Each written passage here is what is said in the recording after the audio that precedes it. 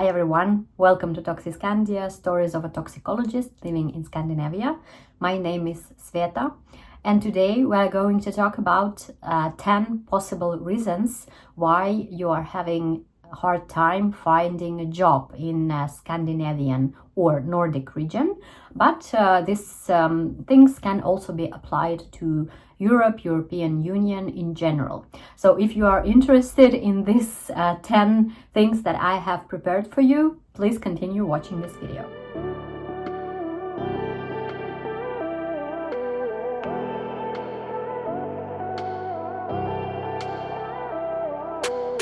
If you are new on my channel, I am originally from Russia, and starting from 2011 I have been living in Nordic region. I have lived in Finland for 9 years, then I have lived in Sweden for a year and a half, and now for over 3.5 years I'm living in Norway, in Oslo at the moment. I have worked in Finland and now I am working in Norway, so I have a very rich experience in finding a job. So there I can advise you on different aspects. And we are going to start with probably the most important one. The first potential reason is your legal status and bureaucratic difficulties.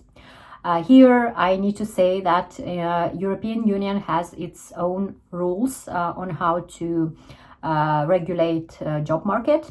Although Norway is not in European Union, it is in this European zone, and it basically follows most of the rules of European Union. So I am going to say European Union, meaning this EEA countries, these European zone countries. And if you are living outside of European Union, you don't have European citizenship or residence permit, or you are visiting European countries with Schengen visa, then it will be really hard for you to find a job. This will be a legal difficulty that is really hard to overcome because European Union and European countries, depending a little bit on the country, but in general they have this rule that they cannot hire a person from outside the Europe or even outside the country if they have specialists inside the country. So they have to prove to the authorities that they have not found anyone in the country or in Europe to do this job, and that is why they are hiring someone from outside Europe. You can imagine that for most jobs this would be really hard for the employer to prove. That is why it is a very significant obstacle for those who are looking for a job from outside Europe. So this thing you need to solve somehow, and then you can go to other reasons that I will list today, and here I see two different options, or like two different situations. First of all, if you are a highly qualified specialist, if you have a job where there is a lack of personnel, for instance, if you are a very qualified engineer or IT specialist or architect or something like that, maybe you could be the one to be hired from outside Europe because they don't have enough specialists inside the country. This is possible, so you should try in this case. If you are a nurse, for instance, there can also be lack of nurses in the country, so you can try find some programs that will help you to get hired inside the European Union. Another option is if the employer inside a European country is not really aware of this rule. There are some like small firms where they don't have experience in that, so they may not be aware that they cannot hire a person from outside Europe without these bureaucratic difficulties. In this case, they might interview you and then even hire you, and then when they find out that they cannot really do it that easily, they can go two ways: either withdraw the offer, or they can still go through. There may be some reasons to do that. Maybe they would be afraid that they will be accused of discrimination or something like that. So I know at least one story where this happened. So this is not impossible. But in general, you need to be prepared that this is a hard process, and maybe it is easier to enter the country of European zone by studying, for example, go study, or doing something else, maybe establishing your own firm or something like that. So getting a work residence permit is not the easiest way, I would say, if you are not a very highly qualified specialist. Okay, now we have this covered, and we can go to other reasons, other potential reasons for having hard time find a job. Obviously, it is a language barrier. Depends on the area of your work, of course. Sometimes English is enough if you're especially a highly qualified professional in those fields.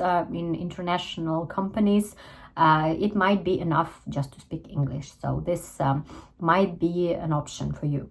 If you're going to work with customers, usually local language is a must. They would expect you to serve customers on the local language, with some rare exceptions, but in general it is very important. What if you don't speak local language and you don't speak English? Is it even possible to get hired if you are, for instance, living in a European country, you have a legal status, you have residence permit, work permit, but you don't speak any language? In this case, there may be some companies, some firms that people from your home country has established, and they might hire you to do some jobs that do not require any contact with customers. So if you have some kind of job, like applied job, you're carpenter or something like that, and there is a firm where people speak your language and you don't need to contact any customers in your line of work, then it might be an option actually. So maybe you should try looking for those kind of companies. But in general, language of course is a key. If you have all the legal documents in order, then next step would be to learn the language. Number 3 reason why you cannot find a job is a lack of local education and work experience. This actually is something that happened to me when I came to Finland, and I was trying to find a job for a year and I didn't succeed. Although I had a degree from Russia, usually in European countries people are quite skeptical about documents, about degree certificates people get from outside Europe.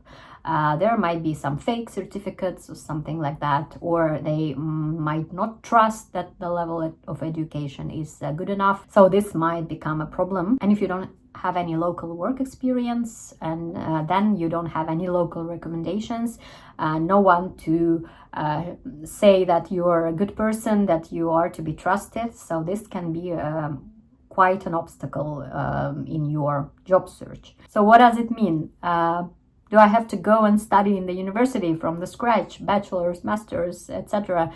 Not necessarily. Even if you take a short course in a local university, maybe several courses that will not take that much time, but still you will have some lines in your CV that will include local education. This will be a big plus. So please do that. And also you can try some kind of training, voluntary work, somewhere where you don't get paid, but you get this local experience. So this is something I would really recommend to do because local people, they would try local sources the most. And if you get experience or education from abroad, it will not be trusted in the same way. Number 4, your line of work is not really needed. So there are not many positions open in the country, in your area, and this can be easily checked if you go to the statistics and see how many people with your occupation are without job at the moment. So this can be very true for people with high academic degrees in very rare areas where it is hard to find a job even in your home country, and of course abroad it is double hard. And in this case, it is not shameful to change your line of work, to go study more, even if you are not super young. In Europe, it is normal to go study at any age, and basically people do that. People change their occupations several times, even during their life, or they just can change a little bit the direction, go take some courses and get a little bit extra experience, so you can maybe widen your search a little bit. So there are some options where you can make your chances better, and I advise you to go check the statistics, how likely it is that you will get many open positions in your line of work. Number 5 is not long enough job search period, meaning that you haven't searched for a job long enough to say that you have problems with that. Here I should say that in Europe this process is very, very slow and long, and it may take many months. So I would say if you are searching for 6 months at least and you have no result, then maybe you can get worried. Before that, if you're searching for a couple of months, then it's totally normal not to get a job yet. And it's normal to send dozens or even hundreds of applications and get a couple of interviews and get only one offer in the end. This is something that happens to people. So you shouldn't be too enthusiastic here, and you should prepare for a long period of job search, interviews, etc. And why this is happening? Because employees are expensive in Europe. Employer has to pay a lot of taxes, a lot of other things for each employee. So they are thinking twice before putting an open position on the market. And they, of course, would check people thoroughly, because due to regulations, it might be really hard to fire a person after they have been hired. So that is why the process is slow. People are not hurrying in this field. That is why you should be aware of that. Number 6, something I should mention, of course, because it's the reality, is xenophobia and racism. This might become a problem for everyone with, let's say, non-Western name, even non-Western appearance. It's like a double problem. Although you can see that I am of very Western appearance. I don't have a Western name. My name sounds very East European. And of course, in these cases, it makes it harder to find a job, because when the employer is looking through the applications, there may be some bias, there might be some stereotypes, and then they would prefer those who are closer to something they know. It might be xenophobia, it might be racism, but it can be also like a fear of something new, fear of foreigners. If it is like a small firm and they have never had foreign employees, for example, and they are wanting even to try something new, but then there will be some concerns how this person will fit in. Will we have any difficulties? Will there be any problems and things like that? And people can get really anxious about that and prefer someone local. On the other hand, if you are a highly qualified professional, this is not a problem at all, as I feel, because if you have a lot of qualifications, if your profile is very diverse, if you are a person who is looked after, people want you to do the work they are offering, then of course they will not pay any attention to your name, and they will be excited to have you at work, especially if it's like a big international company. This will not be a problem, and I'm speaking from my experience. And you also should remember that it's not only the employer that is choosing you, but you are also choosing the employer. So if the employer is xenophobic and they for some reason choose you, then you might have some problems while working at this position, because people at the company might be xenophobic as well. So you can experience some difficulties there. But if the employer is open-minded, they don't mind hiring foreigners, then this means that in the long run you will have it easy at work. So maybe if they don't hire you because of xenophobia, it's even better for you not to get involved with that company and choose another one. So this works both ways. Okay, now let's go to other things, more technical stuff. Number 7 is flaws in your CV or in your cover letter. If you are used to only sending CV as a documentation, in Scandinavia it doesn't work that way. You have to have a cover letter as well. Cover letter is actually the most important document, I would say. It's also can be called motivation letter. This is the letter that you send like as the main document, where you explain why you want to work in this particular company, why you want to have this particular job, what are your main skills, how can you contribute to the company, what are your interests outside the job, and everything like that. And your CV is mainly the list of your qualifications. This is how it works. And if you're only sending the list of your qualifications and nothing explaining why you want this job, then it will be considered non-complete, and this CV, this application will not even be considered. So you should check what kind of documentation you have. You should prepare really good personalized cover letter. You should change it depending on the company, on the job, the position you are applying to. And you also should include recommendations, any other documents that are relevant. So make your documentation complete and work on your cover letter. This is just something to mention, because some people are not very used to that system and they might not be aware of that you need to have a cover letter explaining who you are and what you want. Number 8 is a situation where you are not fit based on your psychological profile. What is that and how can you fix that? Of course, every company looks at people not only from the qualification point of view, but they also want a person who would fit in. And in Scandinavia, people are generally very modest.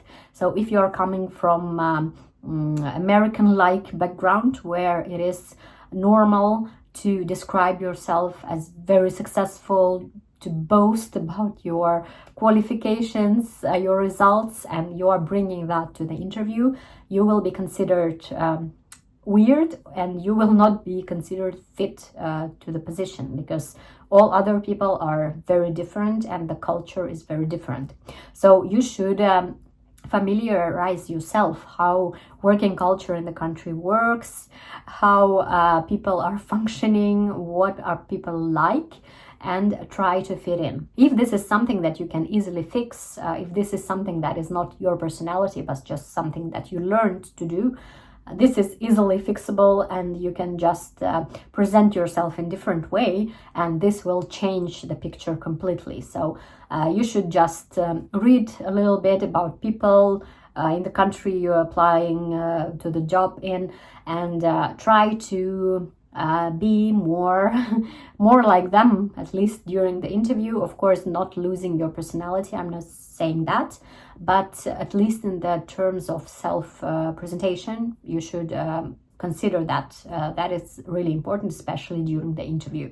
Number 9, non-realistic expectations. This, of course, doesn't apply to everyone. Some people are very realistic, but if you are, for instance, professional with very rich background from your home country, you have worked for many years, you have a lot of qualifications, downshifting may be really hard for you. And when you are coming to new country, to Scandinavian country, you are looking for a position that is on the same level that you used to have. But it can be really difficult to find this kind of job, and in some cases it is more realistic to downshift for a little while, at least to start from the lower level position, and then maybe find something that corresponds to your real level. So some people are totally not against that. They can downshift, it's not a problem. But for some people it may be a question of identity. Of course, self-esteem may suffer. So you should see and know your priorities here.